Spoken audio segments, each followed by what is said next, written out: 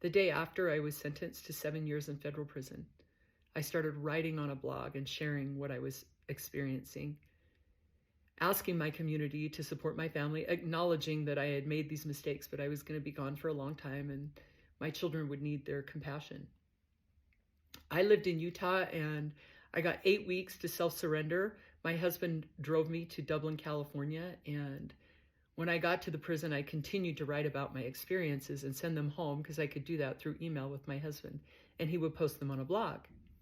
The prison hated it. They called me over right away and let me know that that I was going to make my time harder on myself. They didn't want me posting on the blog, but they couldn't stop me.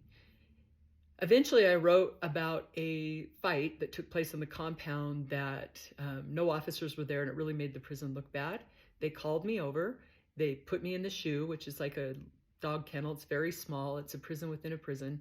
I think SHU stands for Special Housing Unit, and it's usually done as a disciplinary matter, but in this case, it was just done to do what they called an investigation.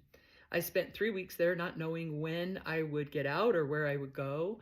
Every time you're moved in there, you're moved with chains and shackles and handcuffs, and you only get out about 1 hour a day to walk around in a circle on a cement pad.